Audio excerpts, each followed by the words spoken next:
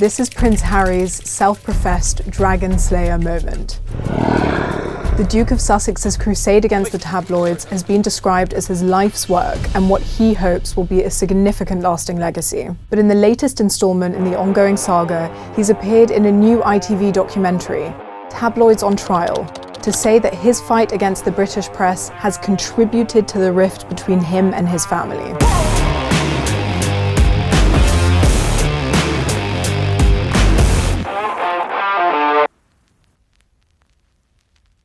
He calls his various media lawsuits a central piece to the collapse in his relationship with the rest of the royal family, and says that it would have been nice if they could battle the press together. It would be nice if we did it as a family. I believe that from a service standpoint and when you're in a public role that these are the things that we should be doing. It marks Harry's first interview about phone hacking since his claim against Mirror Group newspapers concluded in December, when he was awarded more than £140,000 in compensation after 15 of 33 articles were found to have been the product of unlawful information gathering. He described it as a monumental victory. This went right up to the top. This was lawyers, this was high executives. And to be able to achieve that in a trial, that's a monumental victory.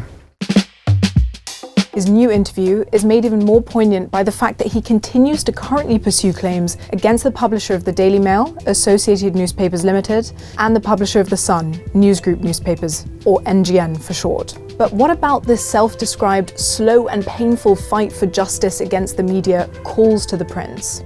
In the years since he personally gave evidence in court last June, becoming the first senior royal in the witness box since the 19th century, he's had a victory with MGN, but has also had to drop a libel claim against the Mail on Sunday publishers. And in his MGN testimony, he said that he was motivated to pursue all the media lawsuits by a desire to protect his wife, Meghan, without involving the family's own legal team. He said it was about finding a way to stop the abuse, intrusion, and hate that was directed towards him and the Duchess, without the involvement of the so-called institution behind them.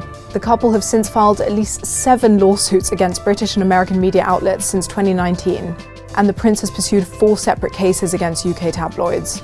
He claims journalists at its titles were linked to methods including phone hacking, gaining information by deception, and the use of private investigators for illegal activities. It is a scandal.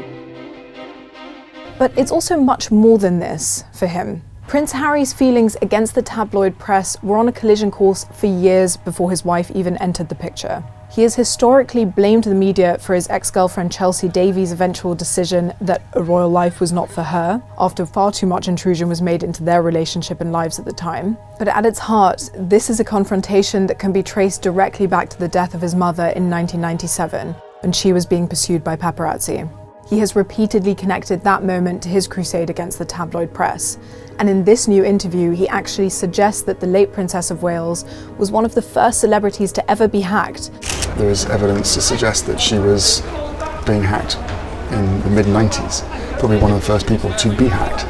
And yet, still today, the press, the tabloid press, very much enjoy painting her as being paranoid. But she wasn't paranoid. She was absolutely right of what was happening to her. And she's not around today to find out the truth. And in a thinly veiled swipe at the family he left behind, he even says that from a public service standpoint, he believes this is what should be done. But does this gel with the public service role he left behind by moving to the US and dropping his role as working royal? And perhaps this swipe was even directed primarily towards his largely estranged older brother, who was revealed in court documents to have privately settled and received a secret huge sum from Rupert Murdoch's company over phone hacking. This was a revelation made in Prince Harry's witness statement in court just 12 days before his father's coronation, and it was understood to have blindsided an unsuspecting William at the time. To what extent do you think that your determination to fight the tabloids destroyed the relationship with your family? I think there's, that's certainly a central piece to it.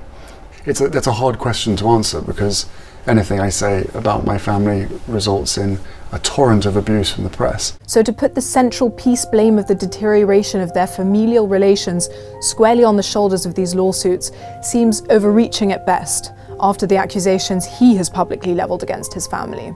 But blame aside, there's no doubt that Harry views this as a core mission and a service to the public for what he describes as a collective right to a free and honest press for everyone. Now, in the lead up to this new documentary, ITV said that the phone hacking scandal exposed a murky tabloid world in which privacy was meaningless and stealing secrets was big business. The whole door had been taken off its hinges. But at great risk to himself in the exposure of more of his private and sensitive information in various trials and cross-examinations, there is no doubt that Harry has taken it upon himself to bear the torch. I'm doing this for my reasons. For me, the mission continues. And while the documentary charts the accusations by a host of other famous names in the 2 decades since the story first broke, the Duke's involvement has no doubt fired new life into the issue.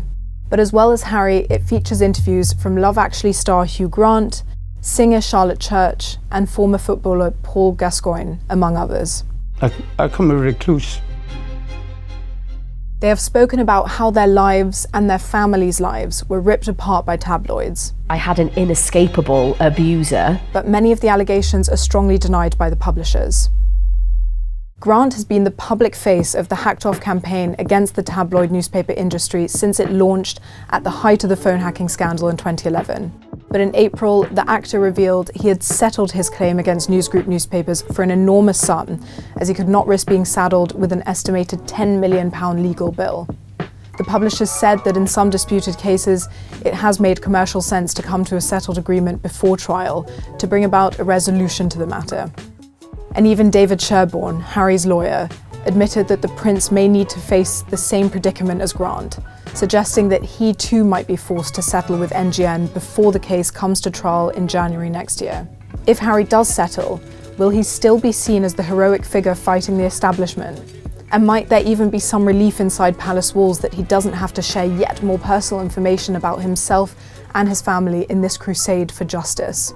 Before we know the answers to those questions, Prince Harry has again made clear that he wants his Dragon Slayer mission to continue in earnest. I don't think there's anybody else in the world that is better suited to be able to see this through than myself. I'm trying to get justice for everybody. Royal Insight is a fortnightly video output by The Telegraph, where we give you our insider knowledge and analysis of the main royal stories. If you have any topics you'd like us to cover, please let us know in the comment section below and visit our website for more royal content, news and analysis.